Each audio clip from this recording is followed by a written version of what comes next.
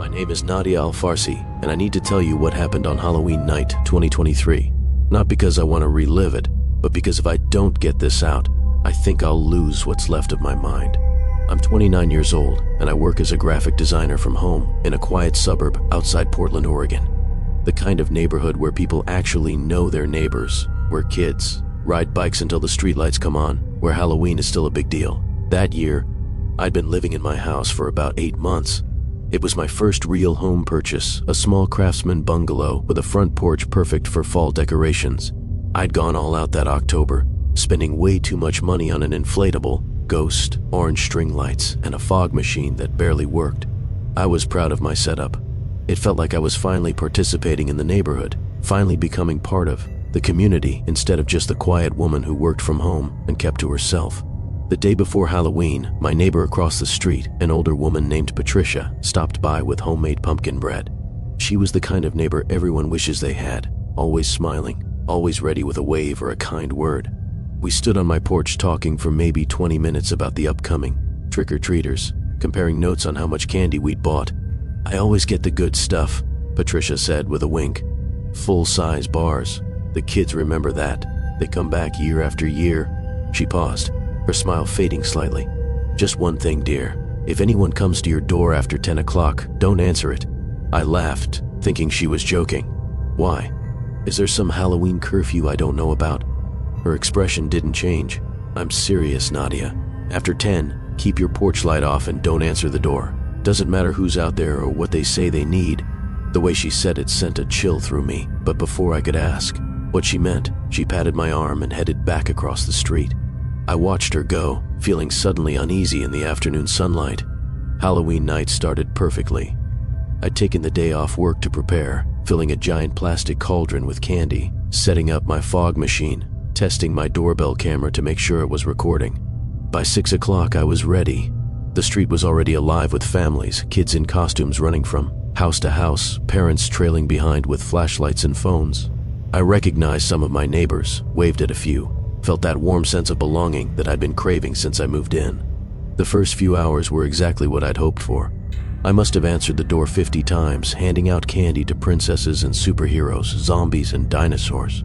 Each time, I made sure to compliment the costumes, to smile, to be the friendly neighbor I wanted to be. By 9:30, the stream of trick-or-treaters had slowed to a trickle. I was down to my last handful of candy when I decided to call it a night. I turned off my porch light, brought the cauldron inside, and settled on my couch with a glass of wine and a horror movie I'd been meaning to watch. The house was quiet except for the TV and the occasional sound of distant laughter from kids still making their rounds. I felt content, satisfied with how the night had gone. At 10:15, someone knocked on my door. It wasn't the playful knock of trick-or-treaters. It was firm, deliberate, the knock of someone who expected to be let in. I muted the TV and sat up, confusion replacing my contentment. My porch light was off. Anyone could see I was done for the night. I walked to the door and looked through the peephole. A man stood on my porch. He was tall, maybe 6'3", wearing dark clothes and a Halloween mask, one of those cheap plastic ones you buy at a drugstore. This one was a white face with a frozen smile, the kind that's supposed to be funny but just looked wrong in the darkness. He stood perfectly still, facing the door, his hands at his sides. "Sorry, I'm all out of candy," I called through the door, trying to sound friendly but firm. He didn't respond, didn't move, just stood there with that plastic smile pointed at my peephole, like he knew exactly where I was standing. I stepped back from the door, my heart starting to beat faster. Patricia's warning echoed in my head. After 10, don't answer the door. I pulled out my phone and opened my doorbell camera app, thinking I'd get a better look at him from the camera's angle. The feed loaded, showing my front porch in night vision. The man was still there, but now I could see something I'd missed through the peephole. He was holding something behind his back. The angle didn't let me see what it was, but the way his arm was positioned. The tension in his posture made every instinct I had start screaming. I quickly dialed Patricia's number, my hands shaking.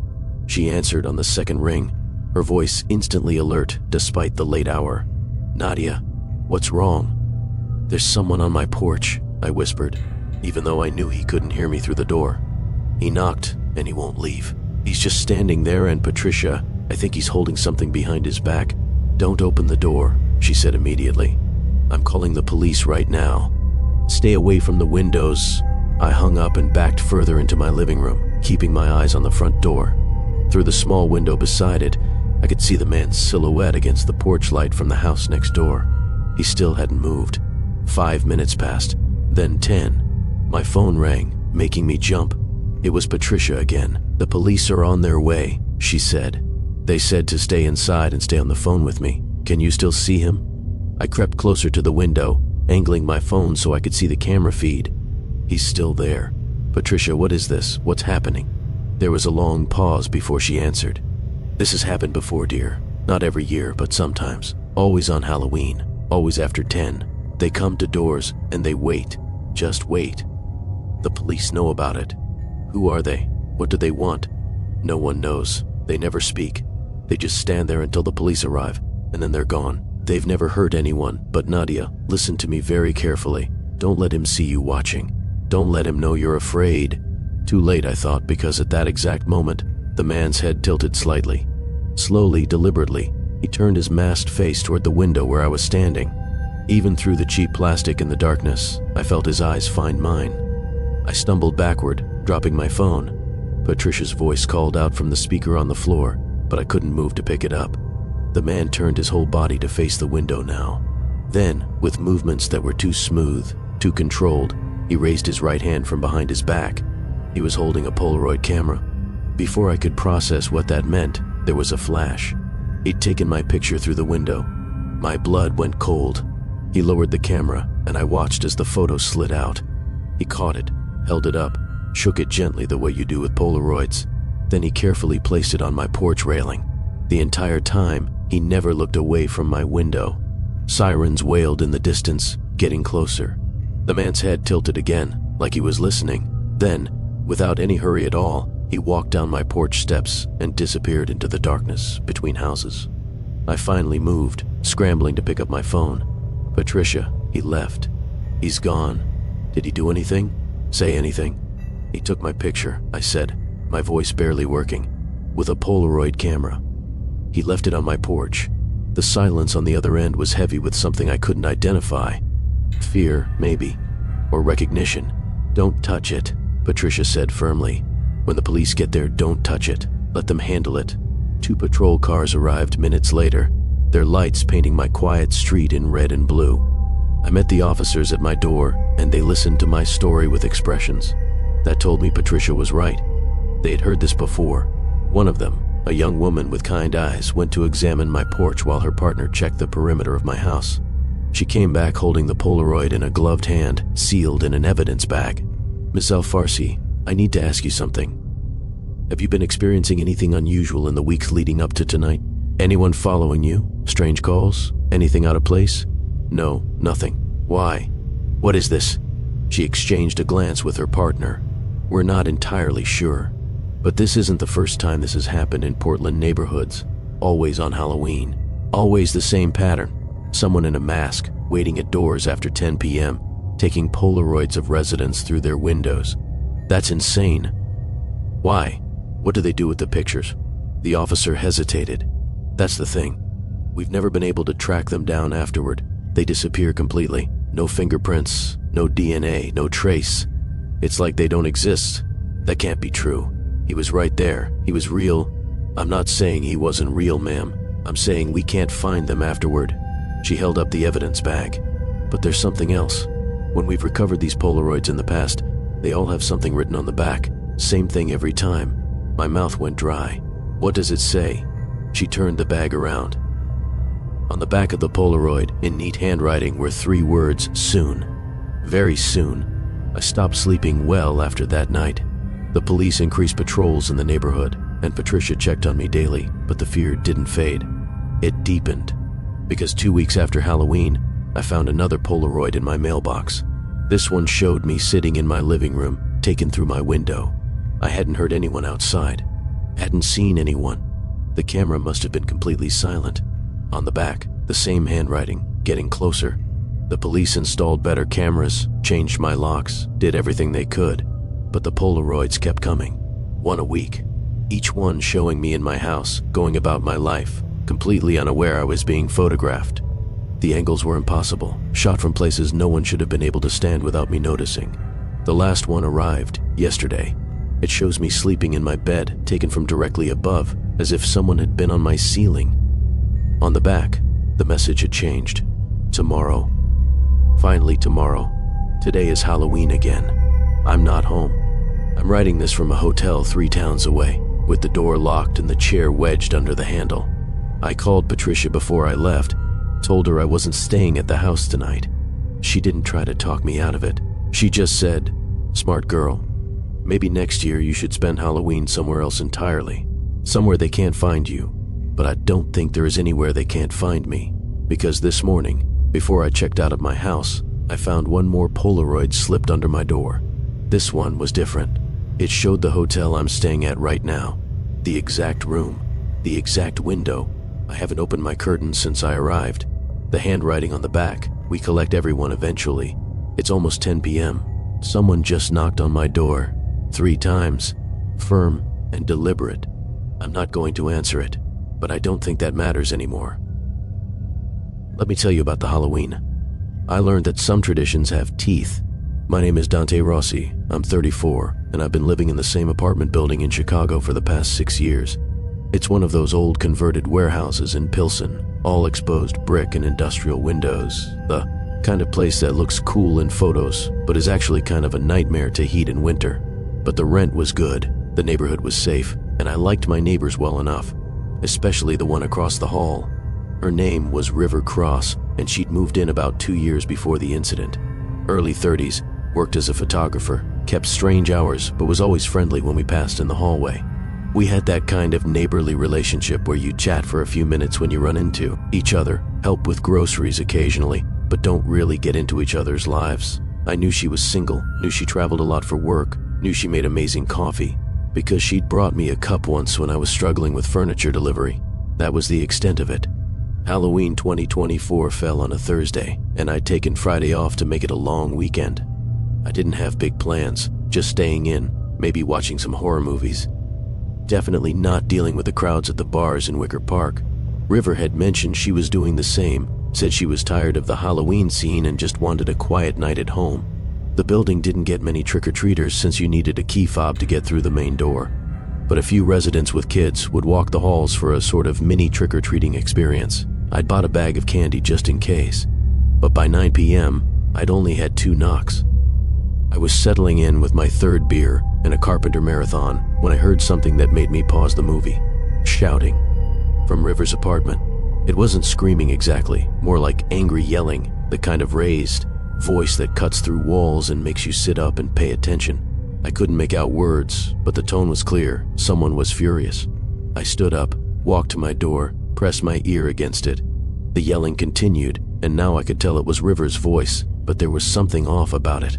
It didn't sound quite right, like she was forcing the words out, straining her voice into a register that wasn't natural. Then, silence, complete and sudden, like someone had flipped a switch. I stood there for a full minute, listening. Nothing. I debated knocking on her door, checking if she was okay, but that felt invasive. Maybe she'd been on the phone. Maybe she'd been watching something on TV with the volume too high. I went back to my couch, but I couldn't focus on the movie. Something about that silence bothered me more than the yelling had. At 10:30, I heard her door open and close. Footsteps in the hallway, heading toward the stairs instead of the elevator. I got up and looked through my peephole just in time to see her back disappearing around the corner. She was wearing all black, which wasn't unusual for her, but something about the way she moved seemed wrong. Too stiff, too mechanical. I tried to shake off the weird feeling and went back to my movie, but I couldn't get into it. At midnight, I gave up and went to bed. I'd just turned off my light when I heard her door open again. More footsteps in the hallway, but this time they stopped right outside my door. I held my breath, listening. The footsteps didn't move.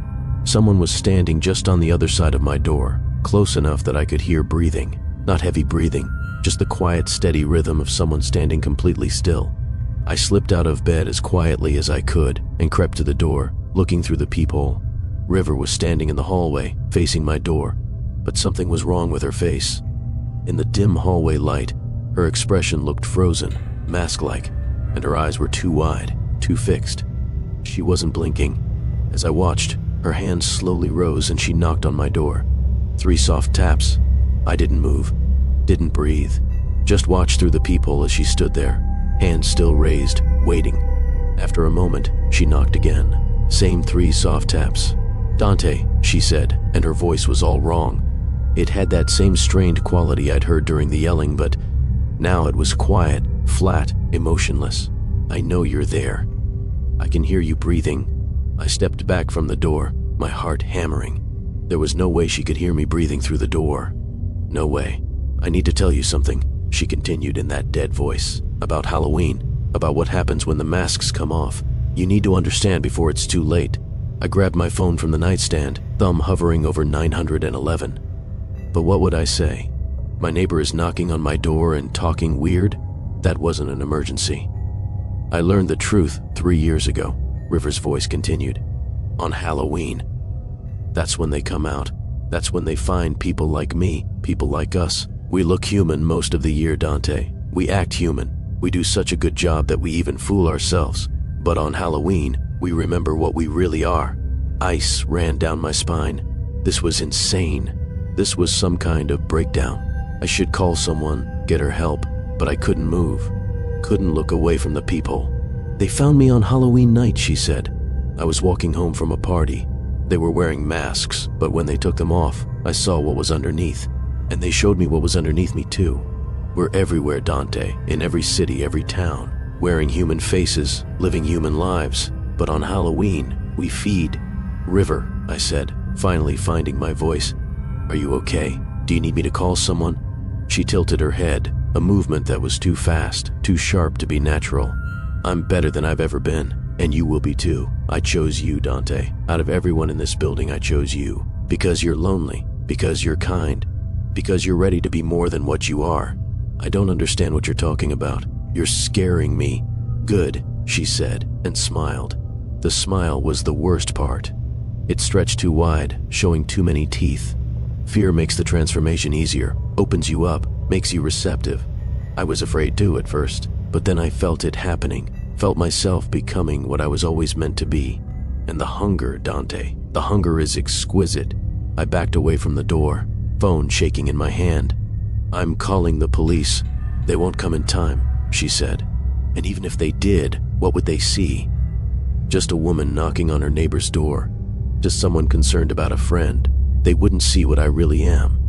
Not unless I wanted them to." The doorknob began to turn. I'd locked it. I knew I'd locked it.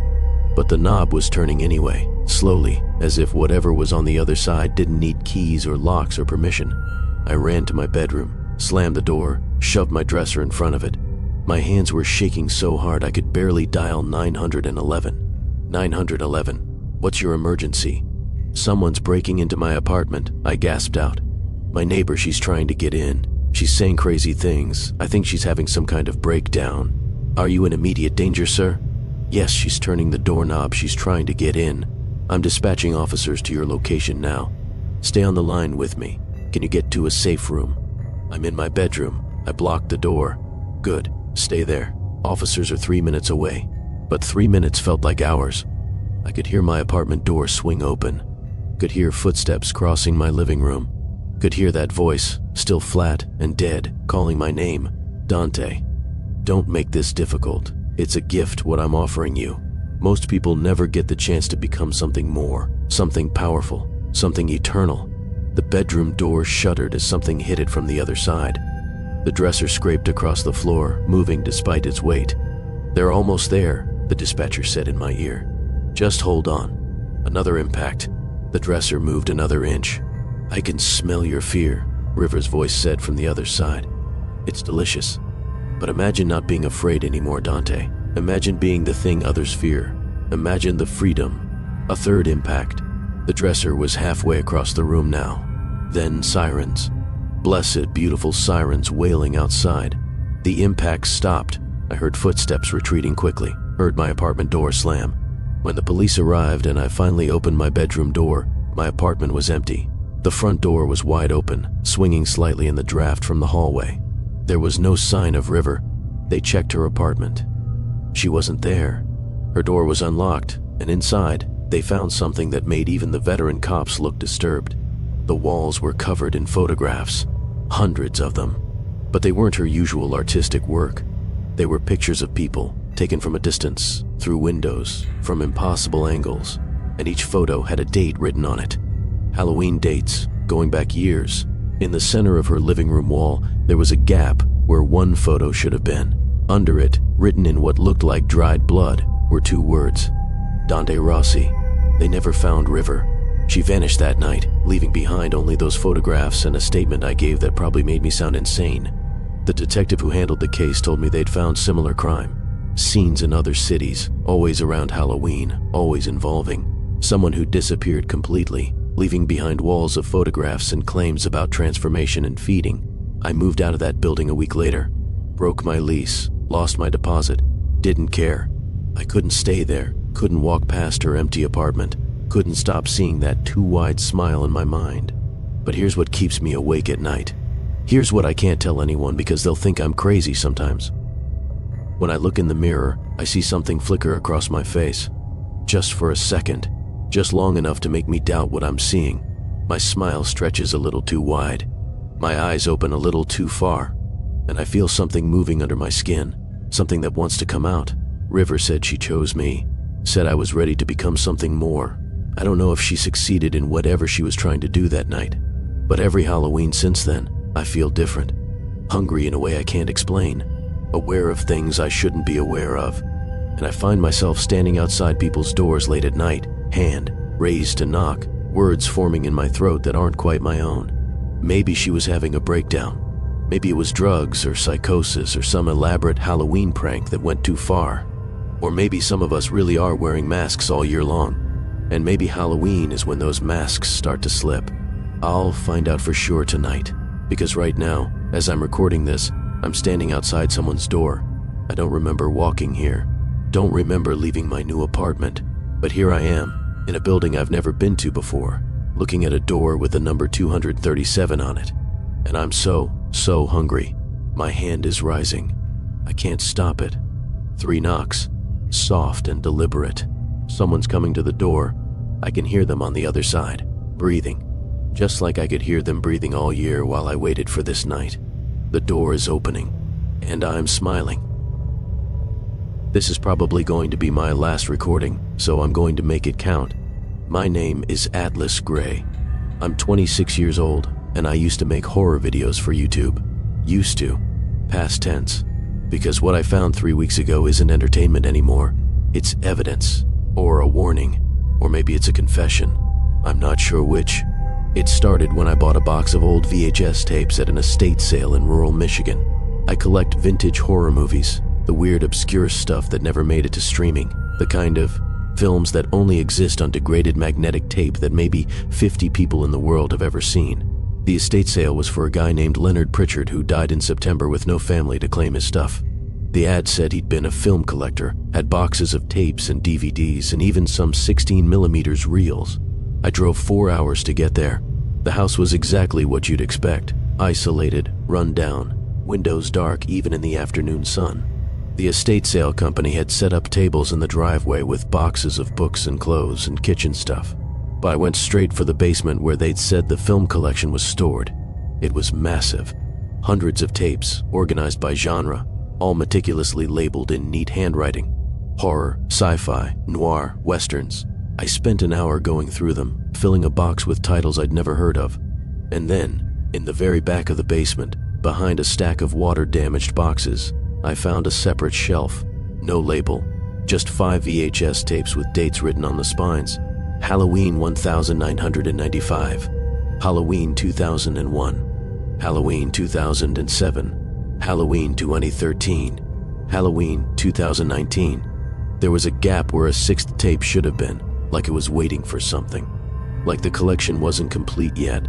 I bought all 5 tapes for $20. The woman running the sale barely glanced at them, just happy to move more inventory. I loaded them into my car along with the rest of my haul and drove home, already planning which ones I'd watch first. That night, I set up my old VCR, made some popcorn, and decided to start with the oldest tape. Halloween 1995 The tape was in surprisingly good condition for its age, the picture clear and stable when I hit play. At first, I thought it was just someone's home video.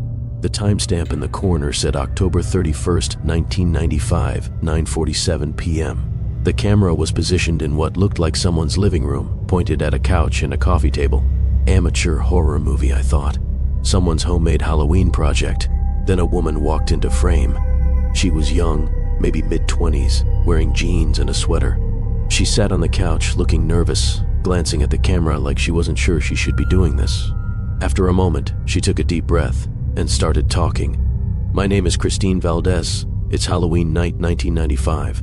If you're watching this, I'm probably dead. Or worse, I'm making this recording because someone needs to know what happens tonight. What happens every Halloween night to people like me. People who've been chosen.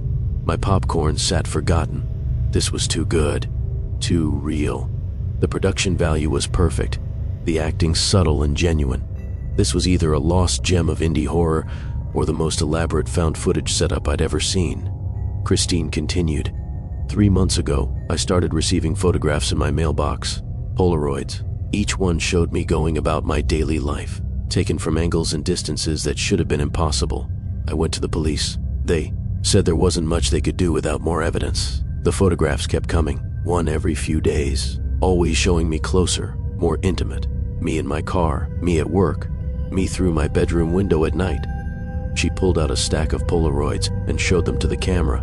I paused the tape and leaned closer to the screen. The images were exactly as she'd described, surveillance photos taken over weeks or months, showing this woman slowly becoming aware she was being watched. "The last photograph I received was different," Christine said. "It showed my living room, this room, and in the corner, barely visible, was a figure. Standing right there." She pointed to the corner behind the camera's position. "That's when I knew they were coming tonight. Halloween night. That's when they always come to finish what they started." She looked directly at the camera, and I could see tears in her eyes. "I'm recording this because the police won't help, because no one believes me, because maybe if someone finds this tape after I'm gone, they'll understand, they'll know it was real, that I wasn't crazy." The tape ran for another 20 minutes. Christine talked about strange phone calls, about feelings of being watched, about a growing certainty that something was coming for her on Halloween night. And then, at exactly 10 p.m., according to the timestamp, she stopped mid-sentence and looked toward something off camera. "Oh God," she whispered. "They're here." The tape went to static for maybe 5 seconds. When the picture returned, the living room was empty. The couch sat undisturbed. The camera continued to record an empty room for 10 more minutes before the tape finally ended. I sat in my dark living room, heart pounding. That was incredible. The atmosphere, the building dread, the ambiguous ending. This was the kind of obscure horror that made collecting worthwhile. I immediately loaded the second tape, Halloween 2001. This one opened the same way. A timestamp reading October 31st, 2000, and 9:52 p.m. A different living room, but the same basic setup. Camera pointed at a couch, and after a moment, a man walked into frame and sat down. "My name is Marcus Webb," he said, and his voice was shaking. "It's Halloween night, 2001. I'm making this recording because I need someone to know what happened to me, what's about to happen to me." My excitement started to fade, replaced by something colder. This felt too similar. Same concept, same structure, even similar dialogue. What were the chances of finding two tapes with nearly identical content? Marcus told the same story. Polaroids appearing, being watched, growing paranoia. And just like Christine, he said they always came on Halloween night. "I'm the third one," Marcus said at one point. "I've done research, found stories online about others who experienced the same thing. They all disappeared on Halloween night, and before they disappeared, they all received the same photographs, the same surveillance, the same feeling of being hunted." The tape ended the same way. At 10 p.m., Marcus looked off camera, said, "Oh God, they're here." Static, empty room, recording continuing for 10 minutes before ending. I sat there for a long time before putting in the third tape, Halloween 2007. Part of me already knew what I'd see. Another person, another living room, another confession about Polaroids and watching in Halloween night. Her name was Jennifer Wang. She was 28. She told the exact same story, beat for beat, detail for detail. The only differences were the dates, the faces, and the rooms. Everything else was identical. Halloween 2013. David Okoye, same story. Halloween 2019. Samantha Reeves, same story. By the time I finished the 5th tape, it was 3 in the morning. I sat in front of my dead TV, mind racing. This was either the most elaborate art project I'd ever encountered, or something far stranger. 5 tapes spanning 24 years, each documenting a person's last hours before they vanished on Halloween night. I spent the next 2 weeks researching. Christine Valdez disappeared from her home in Saginaw, Michigan on Halloween night, 1995. Never found. Marcus Webb disappeared from Grand Rapids on Halloween, 2001. Never found. All 5 names on those tapes were real people. All 5 disappeared on Halloween nights. All 5 cases remained unsolved. And here's where it gets worse. I found the gap, the missing tape, because the pattern wasn't random. It happened every 6 years. 1995, 2001, 2007, 2013, 2019, which meant the next one should be this year. Halloween 2025, but it's not 2025 yet. It's still 2024, except I started receiving Polaroids in my mail 3 weeks ago. The first one showed me at the estate sale, looking through boxes of tapes. The second showed me loading my car. The third showed me at home, holding those Halloween tapes in my living room. Each one was clearer than the last. Each one was taken from a closer angle. I went to the police, showed them everything. The tapes, the photographs, the research about the missing people. They listened politely and said they'd look into it. But I could see in their eyes, they thought I was either pranking them or losing my mind. The Polaroids kept coming. One arrived yesterday. It showed my living room, taken from the exact angle those other videos were filmed from. And in the corner, barely visible, is a figure standing in the shadows. So I'm making this recording. It's Halloween 2024, 9:45 p.m. I've set up my camera, pointed it at my couch, made my confession. Just like Christine and Marcus and Jennifer and David and Samantha before me, I'm the 6th one. The pattern isn't every 6 years. It's every 6 years since 1995, which means they're not coming in 2025. They're coming tonight. I don't know who they are. Don't know what they want, but I know they're real. The Polaroids are real. The disappearances are real. And in about 15 minutes, I'm going to find out what happens when they arrive. If someone finds this tape, if you're watching this someday in the future, please know that I tried. I tried to warn people, tried to break the pattern, tried to not be alone in this room when they came. But here I am anyway, sitting on my couch at 9:47 p.m. on Halloween night, waiting. Maybe that's part of it. Maybe we don't have a choice. Maybe once the Polaroids start arriving, once you've been chosen, the outcome is inevitable. Maybe free will is an illusion, and we're all just following a script that was written for us long before we knew we were part of the story. I can hear something outside now. Footsteps on my porch. Slow and deliberate. The same rhythm I've heard in my dreams for the past 3 weeks. There's a knock at my door. 3 soft taps. I'm not going to answer it. I'm going to sit here on this couch and let the camera record whatever happens next. Let it be evidence. Let it be proof that I wasn't crazy, that this was real, that something came for me on Halloween night just like it came for all the others. The knocking has stopped, but I can hear my doorknob turning. I locked it. I know I locked it, but it's turning anyway, metal grinding against metal, the sound impossibly loud in my silent living room. My door is opening. I can see it from where I'm sitting. The hallway light is spilling in, throwing long shadows across my floor. And in those shadows, I can see shapes. Multiple shapes. They're not moving. Just standing there in the doorway, waiting. I should be terrified. I should be screaming, or running, or fighting. But I feel calm, almost peaceful. Like some part of me has been waiting for this moment my entire life. Like everything I've ever done was just prologue to this exact second. They're coming inside now. I can see them more clearly as they step into the light. They're wearing masks, not Halloween masks. These look old, handmade, crafted from materials I don't recognize. Wood and leather, and something that might be bone. Each mask is different, but they all have one thing in common. They're all smiling. Behind the masks, I can't see faces, just darkness. just empty space where features should be. One of them is holding something, a camera, a Polaroid camera. They're arranging themselves around the room now, positioning themselves like they're posing for a group photo, and they're gesturing to me, inviting me to join them, to stand up and become part of whatever this is. I understand now. The videos weren't warnings. They were auditions, applications. Each person on those tapes thought they were victims, thought they were being hunted. But that's not what this is. This is a choosing. This is an invitation to become something else, something that exists in the spaces between October 31st and November 1st, something that only emerges one night a year to find the next person who's ready. Christine and Marcus and Jennifer and David and Samantha, they didn't disappear. They transformed.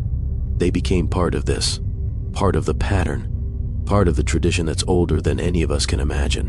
And now it's my turn. I'm standing up. I'm walking toward them. The camera is still recording, but I'm not looking at it anymore. I'm looking at the masks, at the empty spaces where faces should be, at the Polaroid camera waiting to capture this moment. One of them is removing their mask now, showing me what's underneath. And it's not horror. It's not monster. It's something more beautiful and terrible than I have words to describe. It's possibility. It's transformation. It's the shedding of everything I thought I was and the embracing of everything I'm meant to become. They're all removing their masks now, and I recognize them. Christine Valdez, still young, still perfect, unchanged by 30 years. Marcus Webb, Jennifer Huang, David Okoye, Samantha Reeves. All of them here, all of them smiling, all of them holding out a mask for me. My mask, the one that was always meant for me. I'm taking it. I'm lifting it to my face. And as I do, I understand everything. The Polaroids weren't surveillance. They were documentation, proof that we existed before we became something else. Proof that we were real, we're human, we're ordinary. The mask is cold against my skin. It smells like autumn leaves and smoke and something ancient. It's fitting perfectly, molding to my features, becoming part of me. And with it comes knowledge, understanding, memory of countless Halloween nights stretching back further than history. Memory of standing in doorways, of knocking on doors, of extending invitations to those who are ready. The camera is still recording, still capturing this moment. But what it's seeing isn't horror. It's initiation. It's rebirth. Next Halloween, there will be a gap on Leonard Pritchard's shelf, a space where a sixth tape should be, and someone will find these recordings. Someone who collects obscure horror. Someone who's looking for something they can't quite name. Someone who's ready. And the Polaroids will start arriving at their house, one every few days, getting closer, getting clearer, until Halloween night comes around again. Because that's how it works. That's how it's always worked. The choosing happens every 6 years, but the pattern goes back centuries. Different formats, different technologies, but always the same invitation, always the same transformation. I'm one of them now. I'm lifting the Polaroid camera, pointing it at the couch where I sat just moments ago. The flash is bright in the darkness. The photo slides out. I catch it, shake it gently, watch as my final human moment develops on the glossy paper. In the photograph, I can see myself sitting on the couch, face turned. Toward the doorway, expression somewhere between fear and wonder. The timestamp reads, October 31st, 2024, 10 p.m. I'm setting the photograph on the coffee table. The camera will record it there when I'm gone. Whoever finds this tape will see it, will understand that this was real, that I existed, that I made a choice. The others are putting their masks back on now, becoming shadows again, becoming the spaces between moments. We're walking toward the door, toward the Halloween night that waits outside, toward all the other houses where people sit alone, where people feel watched, where people have been receiving Polaroids and wondering what they mean. Before I leave, I turn back one last time to look at the camera, to look at whoever will eventually watch this tape, to look at you reading this transcript, following these words, getting closer to understanding with every sentence. I want to tell you something important, something the others didn't say in their recordings because they didn't know yet, didn't understand until it was too late. The Polaroids only come to people who want them. Deep down, in places we don't like to acknowledge, some of us are waiting for the invitation, waiting for permission to become something other than what we are, waiting for Halloween night to offer us a way out of the ordinary, the mundane, the relentlessly human existence that grinds us down year after year. Christine wanted it. Marcus wanted it. All of us wanted it, even when we pretended we were afraid, even when we called the police and locked our doors and made recordings begging for help. The fear was real, but so was the desire underneath it. If you're watching this tape, if you found it at an estate sale or in a thrift store or in a box of your grandfather's old recordings, ask yourself why. Ask yourself what you were looking for when you bought it. Ask yourself what you're hoping to find. And if Polaroids start arriving in your mailbox, if you start feeling watched, if Halloween night starts calling to you with promises of transformation, remember this: you always have a choice. But also remember, some choices are made long before we're conscious of making them. The camera will keep recording for another 10 minutes after we leave.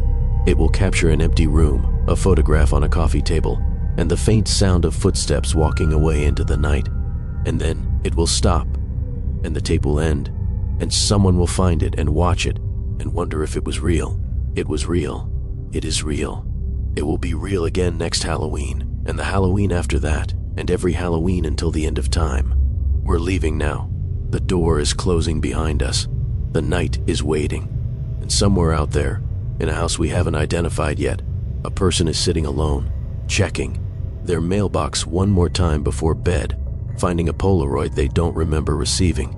The cycle continues. The pattern holds. Halloween endures. And we are its faithful servants, its patient collectors, its inevitable conclusion. See you in 6 years. Or sooner if you're ready. The tape ends here, but the story doesn't. It never does. 3 recordings. 3 Halloween nights. 3 people who learned that some traditions don't end when the costumes come off and the decorations come down. Nadia Alarscy hasn't been seen since Halloween 2024. Her hotel room was found empty, the door locked from the inside, Polaroids scattered across the floor. Dante Rossi still lives in Chicago, but neighbors report he keeps strange hours. Now and sometimes people hear knocking at doors in his building late at night. As for Atlas Gray, his recording was found exactly where you'd expect, on a VHS tape, on a shelf, in Leonard Pritchard's basement, perfectly labeled and waiting for the next collector to find it. The police have closed the investigations. The missing persons reports remain open but inactive. And every Halloween, somewhere in America, Polaroids start arriving in mailboxes. Some people throw them away.